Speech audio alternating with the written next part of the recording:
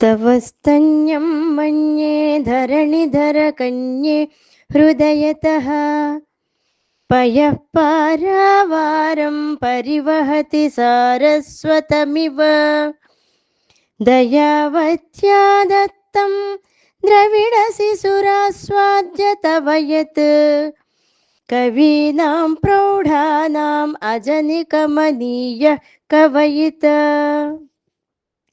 ఈ శ్లోకంలో కూడా శంకర భగవత్పాదుల వారు అమ్మవారి యొక్క స్తన్యపానం చేయడం వల్ల కలిగినటువంటి లాభం గురించి, ఎటువంటి కవితా లాభం సిద్ధిస్తుందో ఇక్కడ తెలియజేశారు. ఇక్కడ ఓ హిమగిరి పుత్రిక జగన్మాత పార్వతి తుహినగిరి కన్యే, ఇక్కడ పాఠాంతరము ధరణిధర కన్యే తుహినగిరి కన్యే రెండు కూడా ఉన్నాయి. అంటే జగన్మాత అయినటువంటి ఆ పార్వతీదేవి హిమగిరి పుత్రిక. అమ్మ, నీ స్తన్యాన్ని, నీ హృదయమందున్నటువంటి పాల సముద్రాన్ని సరస్వతీ సంబంధమైనటువంటి ప్రవాహంగా, అంటే సరస్వత రూపంలో మార్పు చెంది ప్రవహిస్తోంది అని నేను భావిస్తున్నాను అని చెప్తున్నారు. అలా కాకపోతే ఎంతో దయతోటి నీ యొక్క స్తన్యాన్ని త్రాగినటువంటి ఈ ద్రవిడ శిశువు ప్రౌఢ కవులలో ఇంకా గొప్పవాడిగా, ఒక గొప్ప కవిగా ఎలా అవుతాడు అంటే, నీవిచ్చినటువంటి పాలు త్రాగిన ఈ ద్రవిడ బాలుడు గొప్ప కవిగా అవడానికి కారణము నీ యొక్క స్తన్యపానమే అనేటువంటి ఆ పాల సముద్రము సారస్వత ప్రవాహము కావడమే అని కారణము అనేటువంటి విషయాన్ని తెలియజేస్తూ, అమ్మ యొక్క క్షీరము సారస్వత ప్రవాహము అని దీని యొక్క సారాంశం. అయితే ఇక్కడ ద్రవిడ శిశు ఆస్వాద్య తవయత్ అంటే ద్రవిడ శిశు అనే పదం వాడారు. ఇక్కడ ద్రవిడ శిశువు అంటే ద్రవిడ దేశీయుడు అయినటువంటి బాలుడు అని అర్థం. అయితే ఇక్కడ ఈ ద్రవిడ శిశువు ఎవరు అంటే సౌందర్యలహరి స్తోత్రకర్త అయినటువంటి శంకరాచార్యుల వారి అని చాలామంది అభిప్రాయం. అయితే ఈ శ్లోకంలో ఉన్నటువంటి ఆ ద్రవిడ శిశువు గురించి కొన్ని వేరువేరు అభిప్రాయాలు ఉన్నాయి. అవి ఏమిటో క్లుప్తంగా చూద్దాం. అరుణామోదిని అనేటువంటి వ్యాఖ్యలో ఈ ద్రవిడ శిశువుని గురించినటువంటి ఒక కథ ఉంది.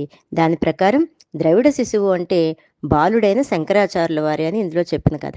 అదేంటంటే, శంకరాచార్యుల వారి తండ్రి శివగురువు, ఆయన పరమేశ్వరి భక్తుడు. ఆయన నిత్యము తన గ్రామానికి బయట ఉన్నటువంటి ఒక అమ్మవారి యొక్క ఆలయానికి వెళ్ళి చక్కగా పూజించి అమ్మవారికి పాలు నైవేద్యం పెట్టి ఆ పాలు తెచ్చి తన యొక్క కుమారుడైనటువంటి బాలశంకరునికి ప్రసాదంగా ఇచ్చేవట. అయితే ఈ బాలశంకరుడు తన మనస్సులో అమ్మవారి యొక్క తాను పాలను తానే త్రాగుతున్నానని, తండ్రి అమ్మవారికి నైవేద్యం పెట్టగా దేవి త్రాగగా మిగిలిన పాలను తండ్రి తనకు ప్రసాదంగా ఇస్తున్నాడని భావించేవాట.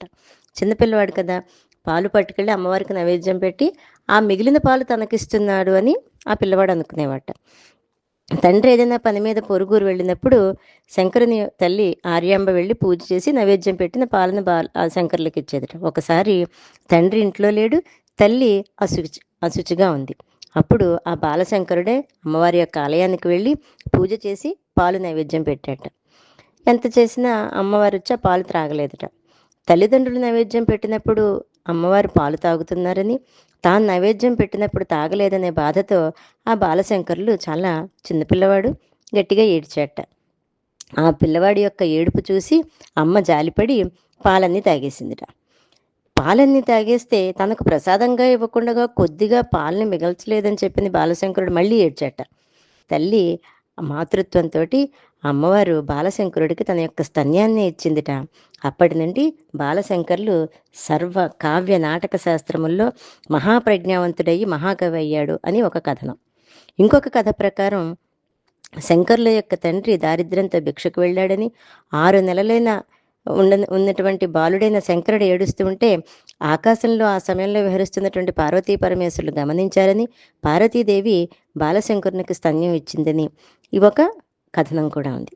ఈ శ్లోకంలో చెప్పినటువంటి ద్రవిడ శిశువు పార్వతీమాత యొక్క స్తన్యాన్ని తాగిన సుబ్రహ్మణ్యేశ్వర స్వామి అని శ్రీ సాంవేదం షణ్ముఖ శర్మ గారు తెలియజేశారు.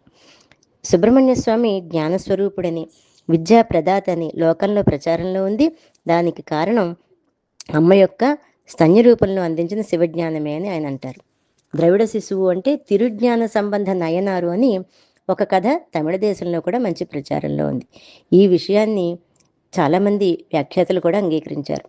తిరుజ్ఞాన సంబంధ నయనారు కథ ఏంటంటే, ఇక్కడ కూడా చోళ దేశంలో తిరుక్కళుమల అనే నగరంలో ఉన్నటువంటి శివపాద హృదయుడు అనే శివభక్తుడైన బ్రాహ్మణుడికి భగవతి అనే భార్య సంతానం కోసం దంపతులు చాలా కాలం శివారాధన చేస్తే ఒక బాలుడు పుట్టాడని, ఆ బాలుడికి జ్ఞాన సంబంధమూర్తి అని పేరు పెట్టారట. ఆ నగరంలో శివాలయంలో శివుడి పేరు తోణియప్పరు. బాలుడికి 3 ఏళ్ళు వచ్చాయి. బాలుడు శివభక్తితో తన్మయం చెందేవట. ఒక ధనుర్మాసంలో బాలుడి యొక్క తండ్రి చెరువుకు స్నానానికి వెళుతుండగా బాలుడు తను కూడా వస్తాను అంటే తండ్రి తీసుకుని వెళ్ళాట. తండ్రి స్నానం చేసి సూర్యుడికి అర్ఘ్యమిస్తున్నాడు. గట్టును కూర్చోపెట్టిన బాలుడికి నీటిలో దిగిన తండ్రి కనిపించలేదు. బాలుడు శివాలయం వైపు తిరిగి తను రక్షించమని ప్రార్థించాట. శివుడు పార్వతీ సమేతంగా బాలుడి వద్దకు వచ్చాడని, ఏడుస్తున్నటువంటి ఆ బాలుడికి పార్వతి శివుని మాటపై శివతత్వజ్ఞానంతో నిండిన తన స్తన్యాన్ని ఇచ్చిందని, జ్ఞాన సంబంధనైనారు దాంతో గొప్ప మహాకవి అయ్యాడని చెప్తారు. మరి శంకరుల దృష్టిలో ఏ ద్రవిడ శిశువు ఉన్నాడో తెలియదు. అంటే ఇక్కడ ఇంచుమించుగా 5 రకాలైనటువంటి కథనాలు ఉన్నాయి. ఈ 5 కథనాలలో ఈ ద్రవిడ శిశువు ఎవరో తెలీదు. అలాగే మూగవారు కూడా మహాకవులు అవుతారు. అమ్మ యొక్క స్తన్యపానం వలన సమస్త సాహిత్యము వారికి లభిస్తుంది. ఎందుకంటే అమ్మ అందించినటువంటి జ్ఞానము శివజ్ఞానం కదా. కనుక అటువంటి సారస్వతామృత సముద్రము అమ్మవారి యొక్క స్తన్యం. ఆ జ్ఞాన క్షీరపానము సర్వస్వభావహము అనేటువంటి విషయాన్ని తెలుసుకుని ఆ అమ్మ యొక్క దృష్టి సదా మన మీద ఉండాలని కోరుకుంటూ శ్రీమాత్రే నమః.